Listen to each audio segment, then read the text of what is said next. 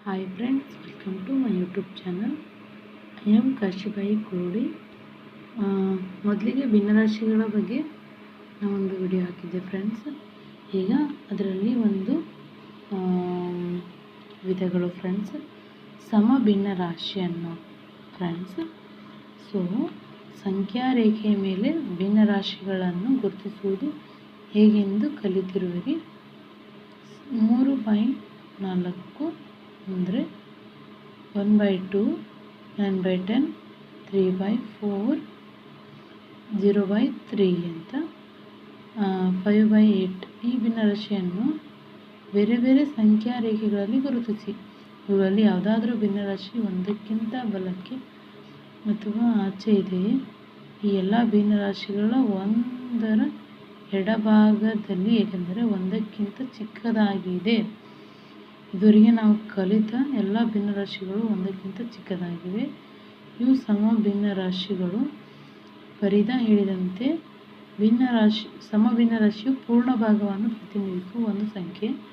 ಸಮ ಭಿನ್ನರಾಶಿಯಲ್ಲಿ ಛೇದವು ಪೂರ್ಣವನ್ನು ಎಷ್ಟು ಸಮಭಾಗಗಳಾಗಿ ವಿಭಾಗಿಸಿದೆ ಎಂದು ಸೂಚಿಸಿದರೆ, ಅಂಶವು ಅವುಗಳಲ್ಲಿ ಪರಿಗಣಿಸಿದ ಭಾಗಗಳ ಸಂಖ್ಯೆಯನ್ನು ಸೂಚಿಸುತ್ತದೆ ಫ್ರೆಂಡ್ಸ್.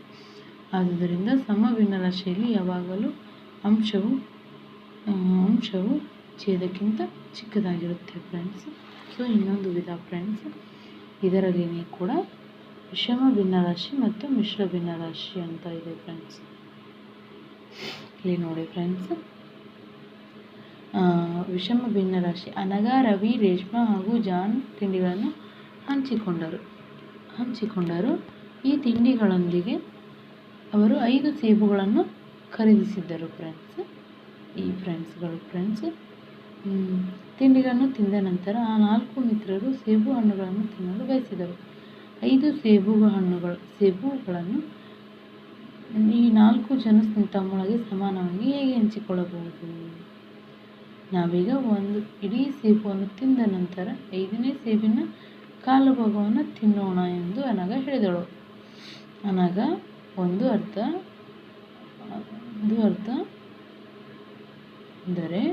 ಅರ್ಧ ಇಲ್ಲ ಫ್ರೆಂಡ್ಸ್. ಇಲ್ಲಿ ಒಂದರಲ್ಲಿ 4 ಭಾಗಗಳನ್ನು ಕಟ್ ಮಾಡಿದ್ದಾರೆ ಫ್ರೆಂಡ್ಸ್. ಇಲ್ಲಿ 4 ಜನ ಇದ್ದಾರೆ, ಅವರು 5 ಸೇಬು ಹಣ್ಣುಗಳಿದ್ದಾವೆ, 4 ಜನರಿದ್ದಾರೆ. ಸೊ ಎಲ್ರಿಗೂ ಒಂದು ಬಂದಿದೆ, 4 ಜನಕ್ಕೂ ಒಂದೊಂದು ಬಂದಿದೆ ಫ್ರೆಂಡ್ಸ್. ಒಂದು ಹಣ್ಣಲ್ಲಿ 4 ಭಾಗಗಳನ್ನು ಮಾಡಿದ್ದಾರೆ ಫ್ರೆಂಡ್ಸ್ ಅವರು. ಅದು ಒಳ್ಳೆಯದು. ನಾವು 5 ಸೇಬುಗಳನ್ನು 4 ಸಮಭಾಗ ಮಾಡಿ ಪ್ರತಿ ಸೇಬಿನಿಂದ ಕಾಲು ಭಾಗಗಳನ್ನು ತೆಗೆದುಕೊಳ್ಳಬಹುದು ಎಂದು ಹೇಳಿದಳು ರೇಷ್ಮಾ. ಅನಘ, ರವಿ, ರೇಷ್ಮಾ, ಜಾನ್ ಅಂದರೆ ಒಂದು ಸೇಬಿನಲ್ಲಿ 4 ಪೀಸ್ ಮಾಡಿದರು ಫ್ರೆಂಡ್ಸ್ ಅವರು. 1, 2, 3, 4, 5 ಅಂದರೆ 4 ಫ್ರೆಂಡ್ಸ್. ಇದು ಸಂಪೂರ್ಣವಾದ ಒಂದು ಸೇಬು ಹಣ್ಣು. ಇದು ಒಂದು ಕಾಲು ಭಾಗ ಒಂದು ಸೇಬು ಹಣ್ಣಿನಲ್ಲಿ ಎಲ್ಲರೂ ಹಂಚಿಕೊಂಡಿರುವುದು. ಈ ಎರಡೂ ರೀತಿಯಲ್ಲಿ ಪಾಲು ಮಾಡಿದರೂ ನಮಗೆಲ್ಲರಿಗೂ ಸಮಾನವಾದ ಪಾಲು ಸಿಗುತ್ತದೆ. ಅಂದರೆ 5 ಕಾಲು ಭಾಗಗಳು, 4 ಕಾಲು ಭಾಗಗಳು ಒಂದು ಪೂರ್ಣವನ್ನು ಮಾಡುವುದರಿಂದ ನಮಗೆ ಪ್ರತಿಯೊಬ್ಬರಿಗೂ ಒಂದು ಪೂರ್ಣ ಹಾಗೂ ಒಂದು ಕಾಲು ಭಾಗ ಸಿಗುತ್ತದೆ ಫ್ರೆಂಡ್ಸ್. ಪ್ರತಿಯೊಬ್ಬರಿಗೂ ಸಿಗುವ ಪಾಲು 4ನೇ 5 ಎಂದು 5 ಭಾಗಕಾರ 4 ಎಂದು ಬರೆಯಬಹುದೇ ಎಂದು ರವಿ ಕೇಳಿದನು. ಹೌದು, 5/4 ಅನ್ನು ಬರೆದಾಗ ಹಾಗೆ ಜಾನ್ ಉತ್ತರಿಸಿದನು. 5/4 5/4 ರಲ್ಲಿ ಅಂಶವು ಛೇದಕ್ಕಿಂತ ದೊಡ್ಡದು ಎಂದು ರೇಷ್ಮಾ ಹೇಳಿದಳು.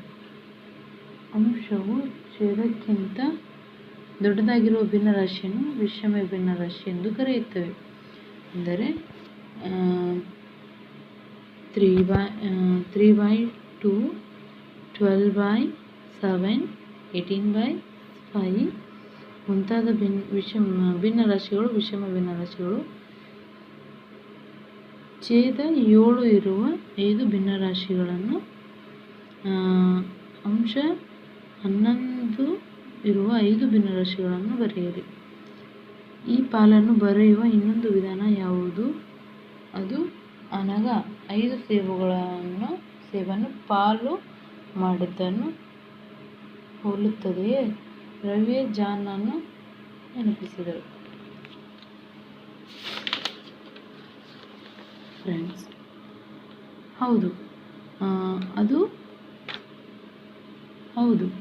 ಅದು ಅನಘ ಹೇಳಿದ ರೀತಿಯೇ ಇದೆ. ಅವಳ ಪ್ರಕಾರ ಪ್ರತಿಯೊಂದು ಪಾಲು ಒಂದು ಇಡೀ ಹಾಗೂ ಕಾಲು ಭಾಗ. ಅದು 1+1/4 ಮತ್ತು ಸಂಕ್ಷಿಪ್ತವಾಗಿ 1/4 ಎಂಬುದನ್ನು ಸಮ ಎಂದು ನೆನಪಿಡಿ. ಜಾನ್ ಧ್ವನಿಗೂಡಿಸಿದನು. ಈಗ ಫರೀದಾ ತಿಂದ ಪೂರಿಗಳ ಸಂಖ್ಯೆ ಎಷ್ಟೆಂದು ಸ್ಮರಿಸೋಣ. ಅವಳಿಗೆ 2 1/2 ಪೂರಿಗಳು ದೊರೆತವು. ಇದರಲ್ಲಿ ಎಷ್ಟು ಬಣ್ಣದ ಹಾಕಿದ ಭಾಗಗಳಿವೆ? ಹಾಗೆಂದರೆ ಅವಳು 2 ಸಂಪೂರ್ಣ ಪೂರಿಯನ್ನು ಮತ್ತು 1 ಅರ್ಧ ಪೂರಿಯನ್ನು ತಿಂದಳು ಫ್ರೆಂಡ್ಸ್. ಇದರಲ್ಲಿ ಎಷ್ಟು ಬಣ್ಣ ಹಾಕಿದ ಭಾಗಗಳಿವೆ? ಅದರಲ್ಲಿ 5 ಬಣ್ಣ ಹಾಕಿದ ಭಾಗಗಳಿವೆ. ಆದುದರಿಂದ ಭಿನ್ನರಾಶಿಯಲ್ಲಿ 5/2 ಎಂದು ಬರೆಯಬಹುದು. ಅಂದರೆ 2/2 ಎಂಬುದು 5/2ಗೆ ಸಮ. ಅಂದರೆ ಇಲ್ಲಿ 2 × 2 + 1 ಅಂದರೆ 5 ಆಗುತ್ತೆ ಫ್ರೆಂಡ್ಸ್. ಸೊ 5/2ಗೆ ಸಮ. 1/4 ಮತ್ತು 2 1/2 ಮುಂತಾದ ಭಿನ್ನರಾಶಿಗಳನ್ನು ಮಿಶ್ರ ಭಿನ್ನರಾಶಿ ಎನ್ನುವರು. ಒಂದು ಮಿಶ್ರ ಭಿನ್ನರಾಶಿಯು ಒಂದು ಪೂರ್ಣ ಹಾಗೂ ಒಂದು ಭಾಗದ ಸಂಯೋಗ. ನೀವು ಮಿಶ್ರ ಭಿನ್ನರಾಶಿಯನ್ನು ಎಲ್ಲಿಂದ ಗಮನಿಸಿದ್ದೀರಿ? ಉದಾಹರಣೆ ಕೊಡಿ. ಇವುಗಳನ್ನು ಮಿಶ್ರ ಭಿನ್ನರಾಶಿಗಳನ್ನಾಗಿ ವ್ಯಕ್ತಪಡಿಸಿ ಫ್ರೆಂಡ್ಸ್. 17/4, 11/3, 27/5, 7/3 ಪರಿಹಾರ ಫ್ರೆಂಡ್ಸ್. 17/4 ಅಂದರೆ 4 ಪೂರ್ಣ ಹಾಗೂ 1/4 ಜಾಸ್ತಿ ಅಥವಾ 4 1/4 ಅಂದರೆ ಈ ರೀತಿ 17ಅನ್ನು ಈ ರೀತಿ 4 ಸಂಖ್ಯೆಯಿಂದ 17ಅನ್ನು ಭಾಗಾಕಾರ ಮಾಡಬೇಕು ಫ್ರೆಂಡ್ಸ್. 4 4 16ರಲ್ಲಿ 1 ಹೋದರೆ 1 ಇದು ಫ್ರೆಂಡ್ಸ್. ಬಿಯಲ್ಲಿ 11/3 ಅಂದರೆ 3 ಪೂರ್ಣ ಹಾಗೂ 2/3 ಜಾಸ್ತಿ ಅಂದರೆ 3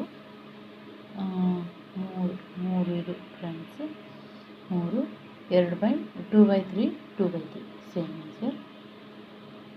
ಇಲ್ಲಿ ಅದೇ ಥರ ಸೇಮ್ ಕ್ಯಾಶುವಲ್ ಸಿಚುವೇಶನ್. 11ಅನ್ನು 3ರಿಂದ ಭಾಗಾಕಾರ ಮಾಡಿ 2 ಬಂದಿದೆ ಫ್ರೆಂಡ್ಸ್. Thank you friends. ಈ ವಿಡಿಯೋ ನಿಮಗೆ ಇಷ್ಟ ಆದರೆ ಲೈಕ್ ಮಾಡಿ, ಶೇರ್ ಮಾಡಿ ಮತ್ತು ಸಬ್ಸ್ಕ್ರೈಬ್ ಮಾಡಿ ಫ್ರೆಂಡ್ಸ್.